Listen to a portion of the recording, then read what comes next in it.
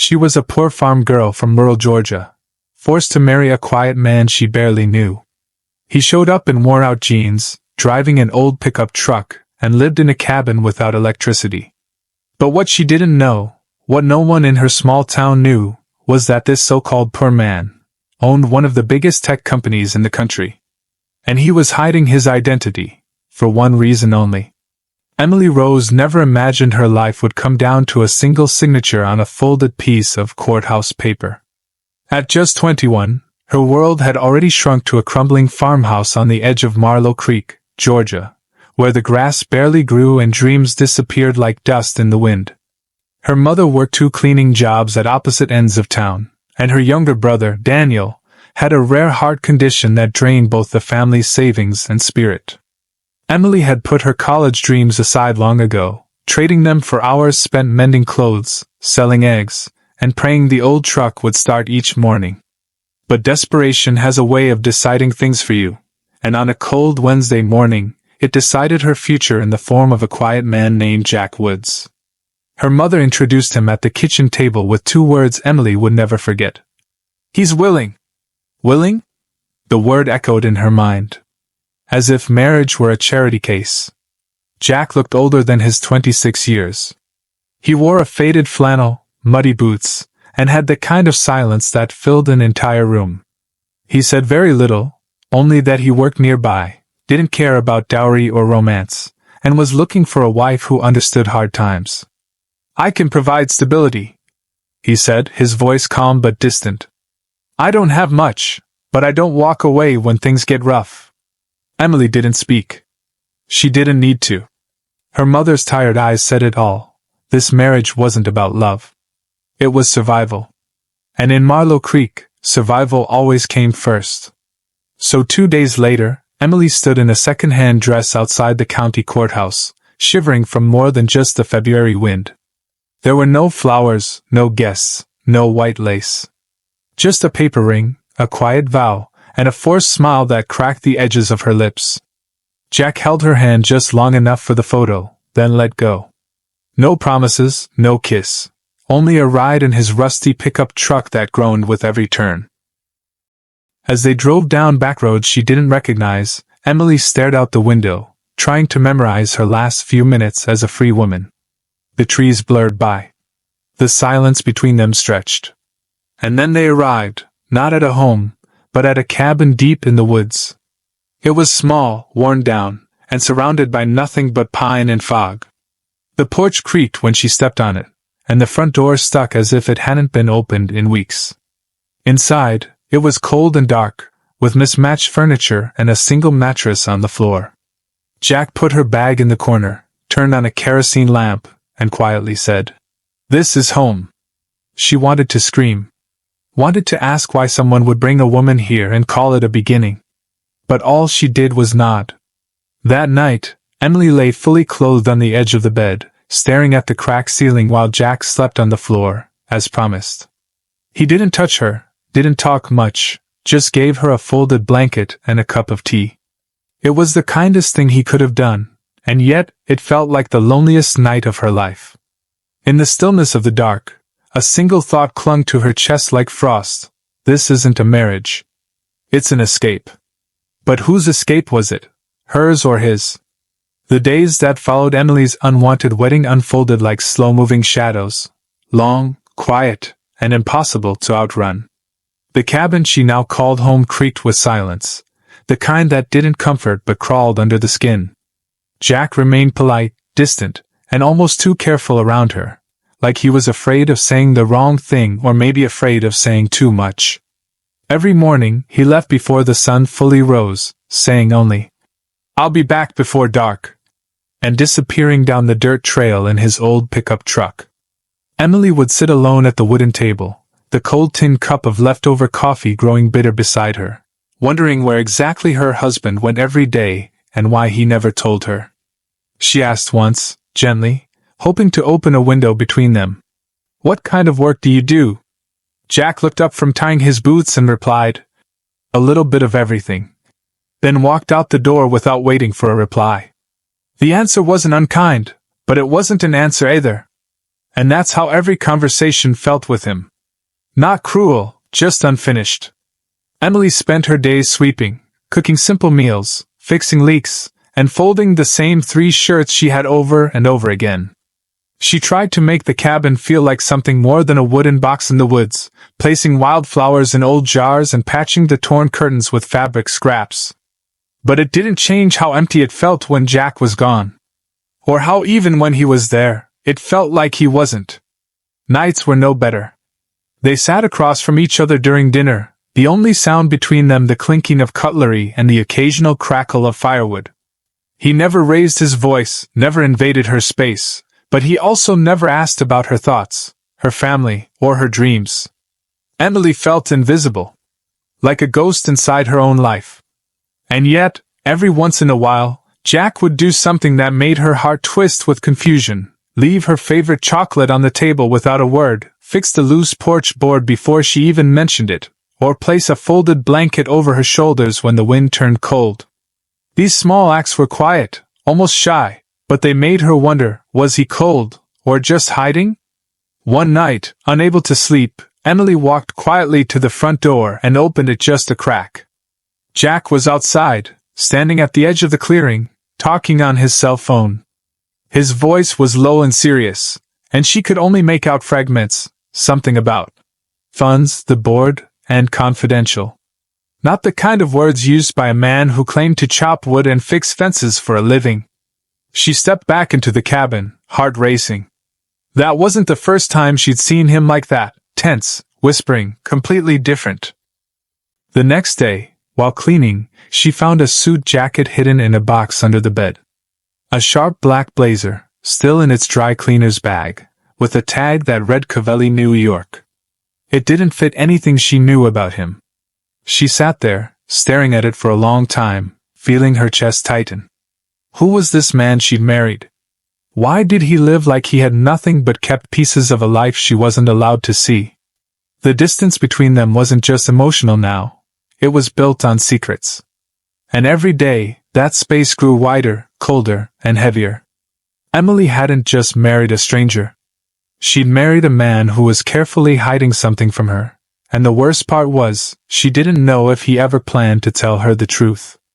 Emily couldn't sleep that night, not after what she saw. Jack, the man she thought was a poor laborer from a neighboring town, had been whispering into a sleek phone in the dead of night, using words that didn't belong in the world he claimed. Wire transfer, investors, and NDA were not part of a handyman's vocabulary. She hadn't planned to spy on him. But something in her gut told her the distance between them wasn't just emotional. It was built on something far deeper. The next morning, while Jack was gone, Emily stood in front of the storage closet she'd never opened before. Her hand trembled as she pulled the door open, half expecting nothing, half dreading everything. Tucked behind dusty boxes and worn-out tools was a small silver case, locked, but not tightly. Inside, she found papers, receipts, and folders marked with names she had only heard on national news, company names, bank statements, investments. And there it was, Jack Callahan. Not Jack Woods. Her husband's real name. The name matched a headline she remembered vaguely from a few years back. Jack Callahan, the tech genius who had sold a startup for hundreds of millions before disappearing from the spotlight completely. The moment felt surreal. Like watching her life unravel and reform all at once. The man she thought was living paycheck to paycheck was actually a billionaire in hiding. She sat on the wooden floor of the cabin, her breath caught in her chest, trying to process it all. Why would a man like that choose to live in the woods? Why hide? Why marry someone like her under false pretenses? When Jack returned that evening, she couldn't wait anymore. She held up the documents, her hands trembling. "Who are you?" she asked, her voice breaking. Jack stood there, not in fear, but in quiet acceptance. He looked at her for a long moment before closing the door behind him, setting down the bag of groceries like it was just another evening. Then he sat across from her, leaned forward, and finally spoke the truth. "My name is Jack Callahan," he said. "I built a company when I was 22. I sold it when I was 26. I was rich, famous, followed around by people who never saw me for who I was, just what I had. Every relationship I ever had felt fake. Even my own family tried to sue me for more money. Emily listened, stunned, as he continued.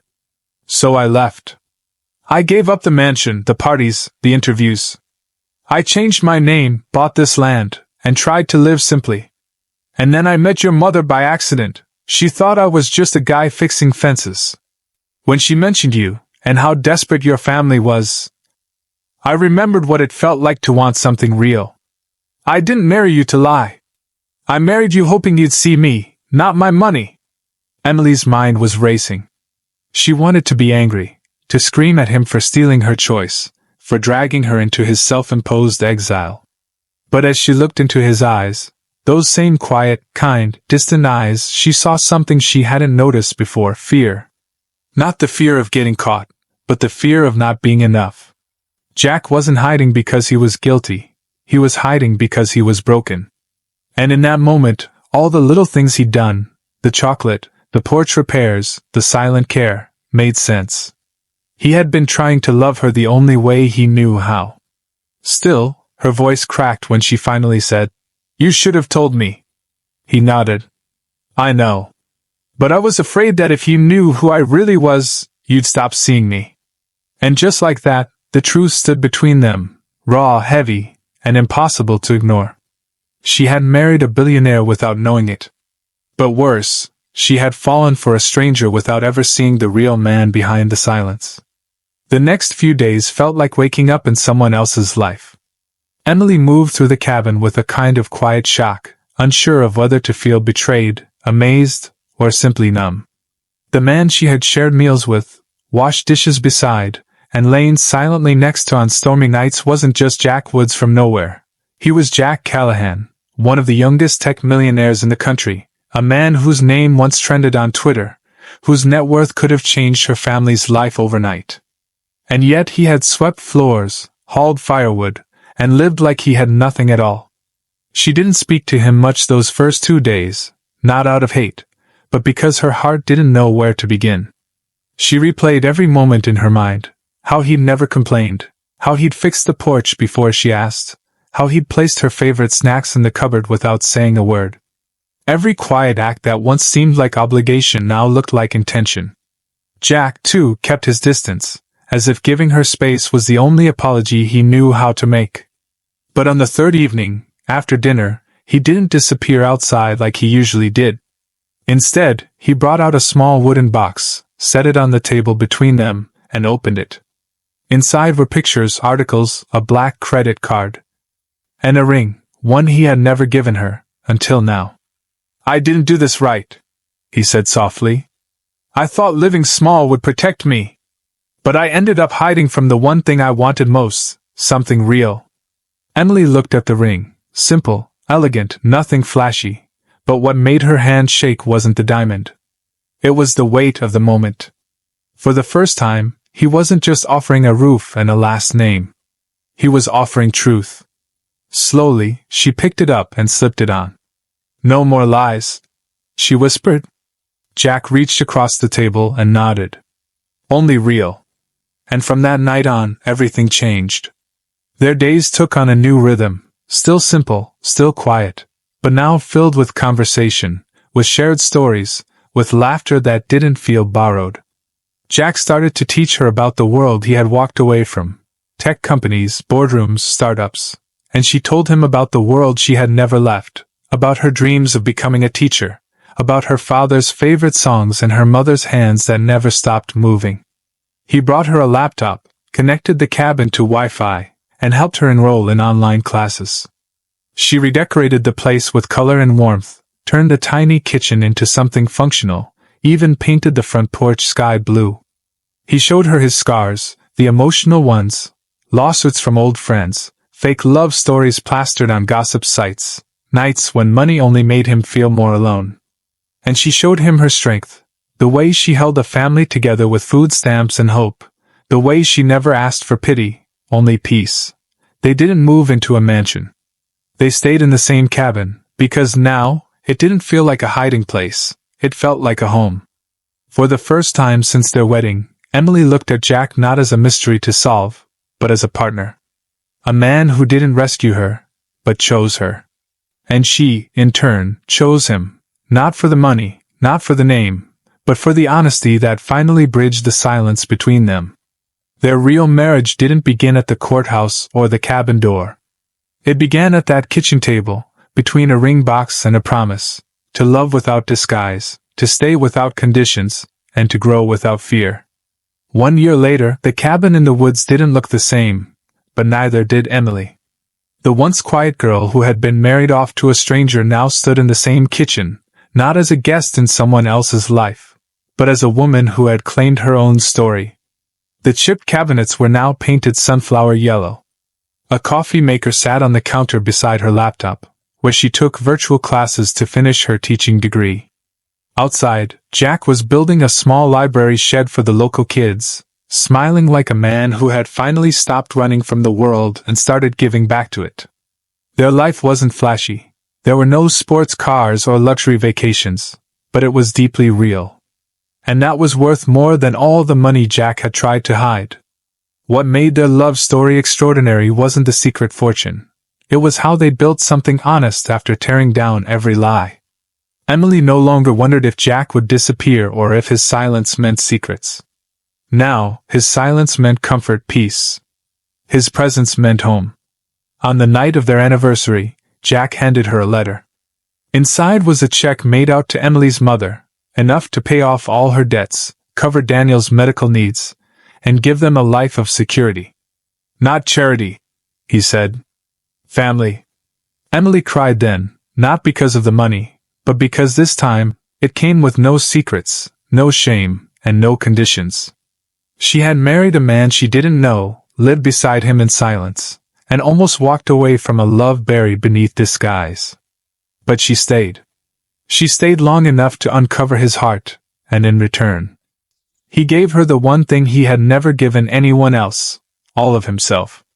Standing in the glow of the fireplace that night, wrapped in a blanket and his arms, Emily realized she hadn't just found love, she had helped heal a broken man who'd once thought the world would never see him for who he really was.